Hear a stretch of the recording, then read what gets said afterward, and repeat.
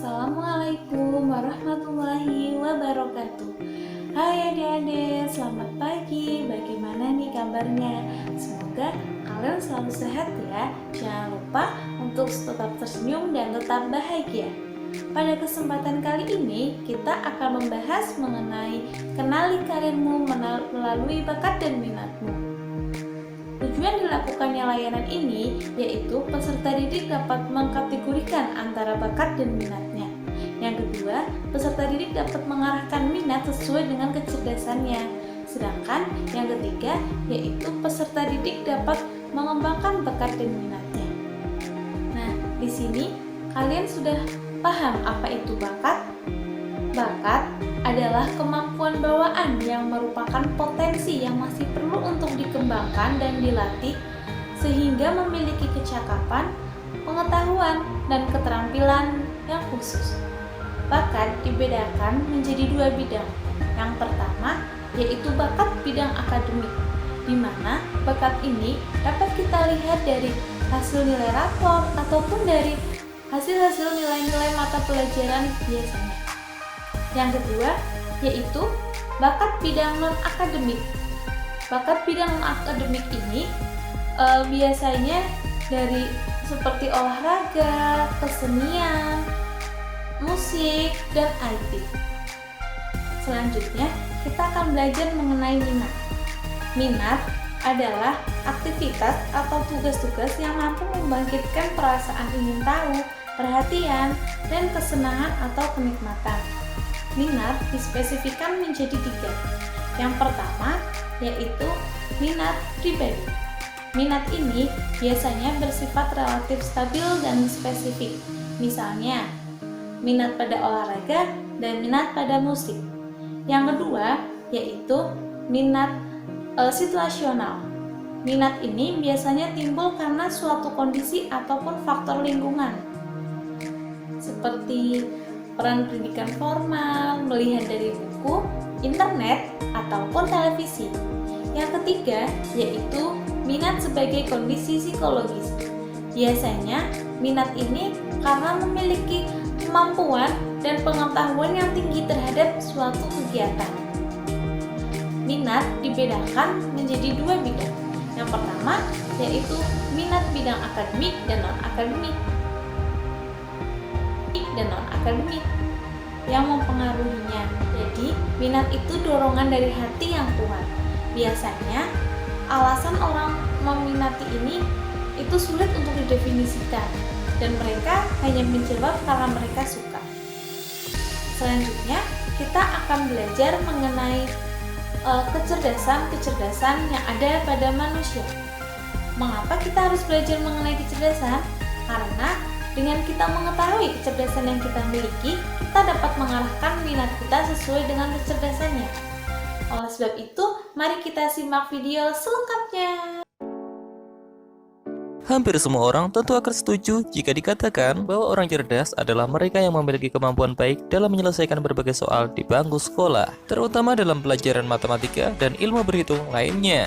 Bukan hanya di bangku sekolah, pemikiran yang sama telah berkembang secara luas di tengah-tengah masyarakat, di mana kecerdasan itu hanya identik dengan kemampuan akademik yang mumpuni dari seseorang saja. Padahal, jika ditilik lebih luas lagi, sejumlah bidang lainnya juga tentu akan membutuhkan keahlian dan juga kecerdasan dari seseorang untuk bisa menguasainya dengan baik.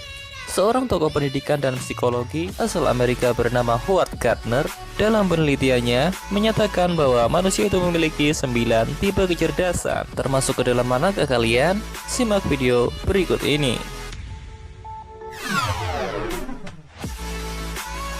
Kecerdasan visual dan spasial. Kecerdasan ini berhubungan dengan kemampuan untuk melihat dan mengenali dunia tertentu secara akurat, dan juga menggambarkan atau mengubah dunia tersebut ke dalam bentuk-bentuk yang diinginkan. Tipe kecerdasan ini akan membuat seseorang memiliki kemampuan yang baik dalam menghitung jarak, volume, pola, dan juga berbagai detail lainnya dari sebuah benda. Semua hal inilah yang kemudian digunakan olehnya untuk menggambarkan atau membuat sesuatu yang berhubungan dengan benda tersebut. Kecerdasan seperti ini pada umumnya akan dimiliki oleh seorang pematung, pelukis, dan yang lainnya.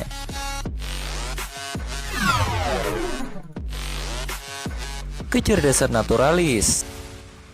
Kecerdasan ini akan membuat seseorang memiliki kemampuan untuk memahami lingkungannya dengan baik, terutama terkait dengan keberadaan dan juga kebutuhan makhluk hidup lainnya yang terdapat di sana. Kecerdasan yang seperti ini pada umumnya akan dimiliki oleh para ahli biologi dan juga para pecinta flora dan fauna. Kecerdasan musikal.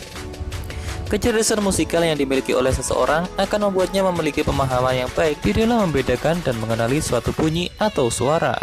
Mereka juga akan lebih peka terhadap nada, melodi, atau bahkan berbagai bunyi lainnya yang berirama.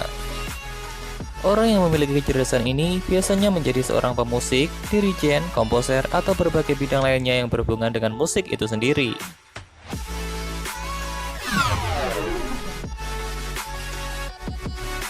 Kecerdasan logika matematika.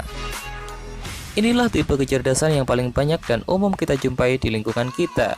Sebab sejak lama kemampuan matematika dan juga logika seseorang sering menjadi tolak ukur kecerdasan manusia. Orang dengan kecerdasan ini biasanya akan menjadi seorang akuntan, ahli mesin, dan yang lainnya. Kecerdasan eksistensial.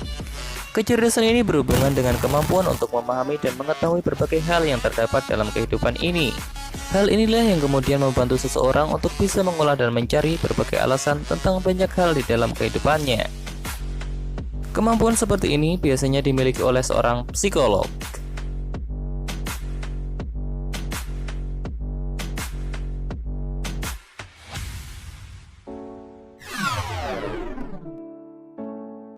Kecerdasan interpersonal.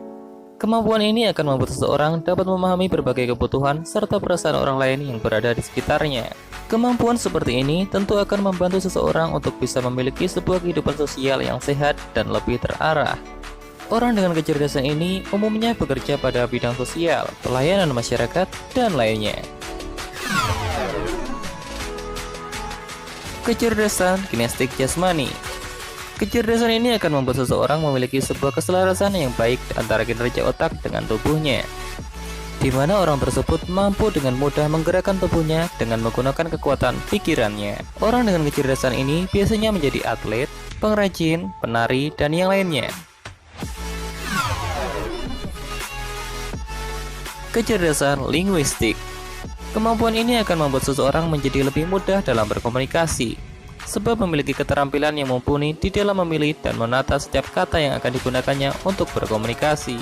Orang dengan kecerdasan ini biasanya dimiliki oleh mereka yang bekerja di media, pembicara, atau bahkan seorang penulis sekalipun. Dan yang terakhir, kecerdasan intrapersonal.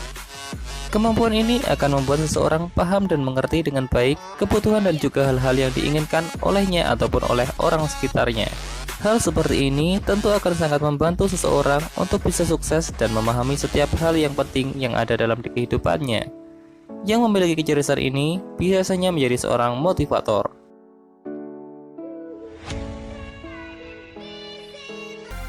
Nah, selanjutnya kita akan belajar mengenai cara mengembangkan bakat dan minat. Yang pertama, yaitu keberanian. Dengan berani, kita mampu menghadapi kendala-kendala yang ada, baik itu secara fisik, psikis, ataupun kendala sosial lainnya. Sebab dengan berani, kita mampu melihat jalan keluarnya. Yang kedua, yaitu didukung dengan latihan. Latihan adalah kunci keberhasilan.